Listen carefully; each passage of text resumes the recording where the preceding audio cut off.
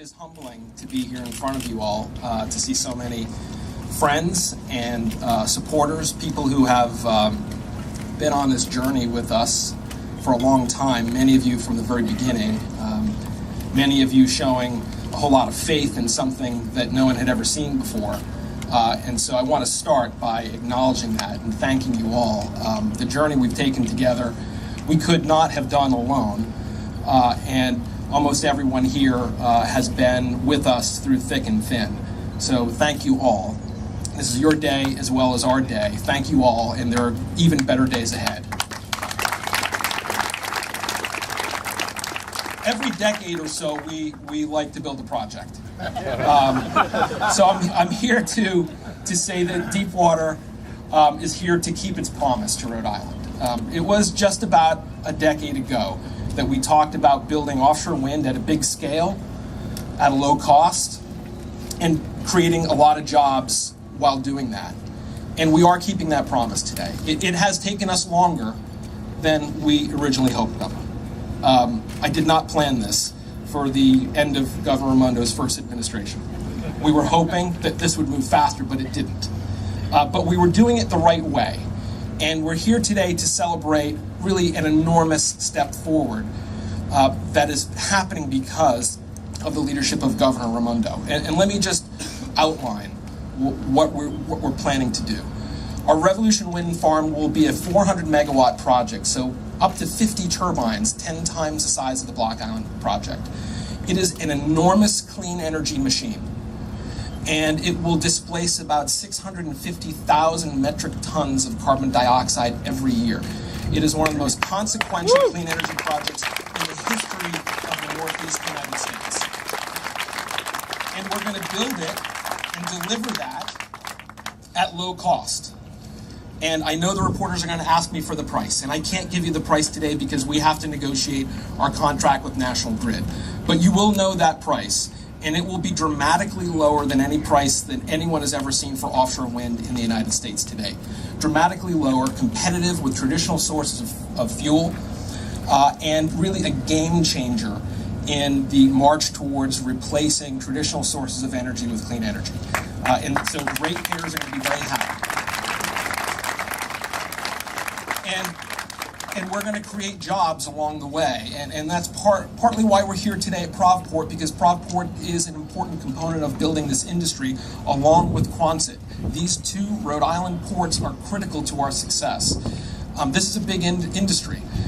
Many of you remember how large the components were here at this very location. We will fill this lot up. We will fill up this port in a blink of an eye with this project. And we will need more room. And we will be using Quonset.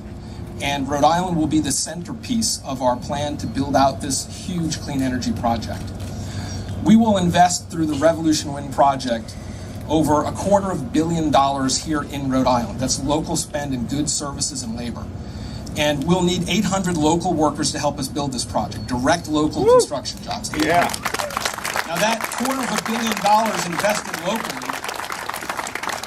will lead to hundreds of more indirect and induced jobs. People who are providing us services and goods. This project will have an enormous impact on the Rhode Island economy, and that's just for one project. But we're here today to talk about more than one project, because as great as this project is, we at Deepwater in the state of Rhode Island want to build this industry for the long term locally. So Deepwater has agreed in discussions with Governor Raimondo's administration to invest $40 million of our dollars in Rhode Island port infrastructure. Here in Provport at Quonset, to not only build this project, but to position Rhode Island for the long term to take advantage of all those other projects that are coming.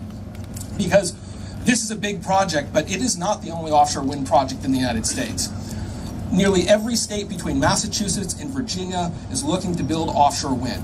And there's no reason why the ports of Rhode Island can't be one of the major hubs to build out this entire industry on the Atlantic seaboard. And Rhode Island should be punching above its weight. And with Governor Raimondo's leadership, we're already doing that. And I can say that projects like this don't happen without leadership. They don't happen randomly. It takes real leadership, and Governor Raimondo really deserves a credit today, because it was her bold vision to not just take an incremental step towards clean energy, but to choose the most consequential clean energy project in Rhode Island history and to make Rhode Island one of the national leaders in building clean energy. To give you an idea of how big this project is, if you were going to produce this amount of clean energy with solar farms, you'd need to cover every inch of Pawtucket with solar panels. You'd need 5,500 acres of solar. That's how much clean energy we're producing with this project. And so I can tell you that Governor Raimondo is working every day on our industry. The day that I found out about Deepwater's win, I get a call from Governor Raimondo, and after exchanging pleasantries, she said, give me a list of CEOs who don't have locations in Rhode Island who I can call now, who are in your industry. I want to start calling them and attracting them to Rhode Island. And that was her very first thought. And so it is that kind of leadership that takes this kind of new industry forward.